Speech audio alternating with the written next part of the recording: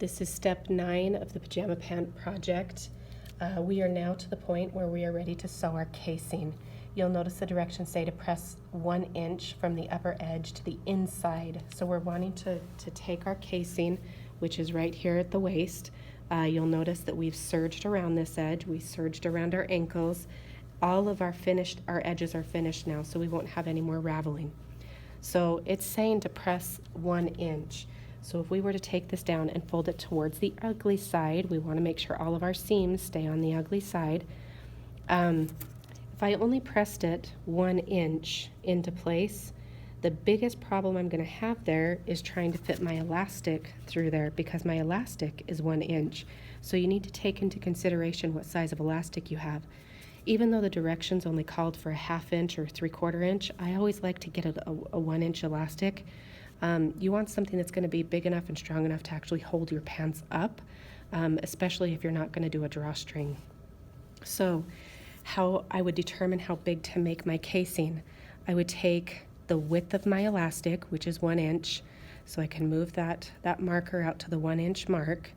Then I want to add 1/4 inch for ease, just so that I've got a little bit of give space, and I want to add 1/4 inch for seam allowance. So I want to make my casing 1.5 inches.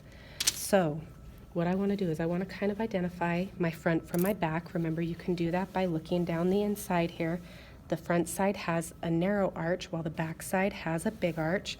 My back side is on the bottom here. I could also look at my side seams, the directions I serged. That seam allowance is going towards the bottom side there, so I know I've got it. So I'm going to start, and I'm just going to make sure that I'm folding this about 1.5 inches, and I can use my seam gauge to mark that off a little bit. And I'm going to just kind of pin this into place. You can just go ahead and press this. I like to pin things just to hold it a little bit better.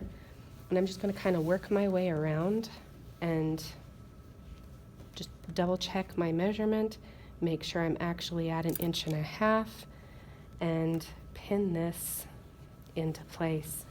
I'm just going to kind of do this at each of my side seams, and then I can go back and double check and make sure that I've got it correct all the way around. So we're putting our pins in, and I'm right here and we've got it. I'm just going to put a little pin in that side seam. And just continue working your way around. Now, I like to leave my opening for my casing in the back, by the back crotch seam. So we're just going to put a pin in here. So that's going to be that seam right there. I'm going to just make sure that I'm pinning this down straight and even all the way around. I can double check and make sure that that's still at 1.5 inches. I'm going to go ahead and put my pin in, and once again just double check I'm at that 1.5 inch mark. And now I find my center back, which is right here. I'm going to be stitching right just 1/4 inch from that serged edge, which is going to be right on this side of the serged edge.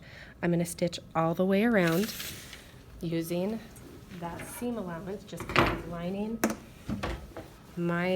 the edge of my fabric up right on the edge of my serging. So I've got that 1/4 inch seam allowance. I'm going to sew a couple stitches, back stitch a couple, and I'm going to work my way around.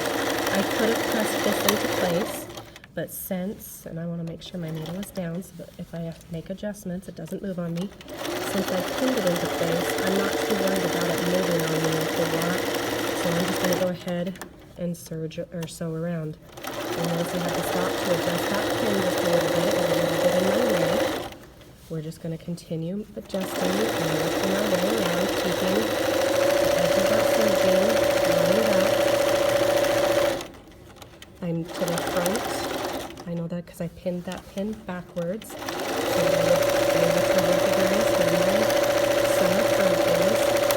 So I'm at least halfway around, working my way to my other side. I'm just going to continue sewing, make a few adjustments here. As I'm approaching this other side where I started, I'm approaching that back center seam. I don't want to go all the way to where I started at. I started right here. I want to stop so that I have just a little opening right there for me to get my elastic in there still.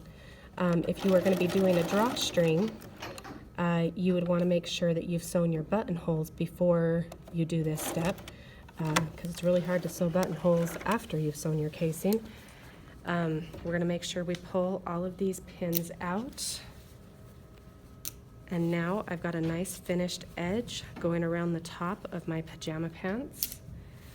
And I am going to be ready to insert my elastic now, after I've clipped these threads, right into my casing so that I can have a nice elastic waist.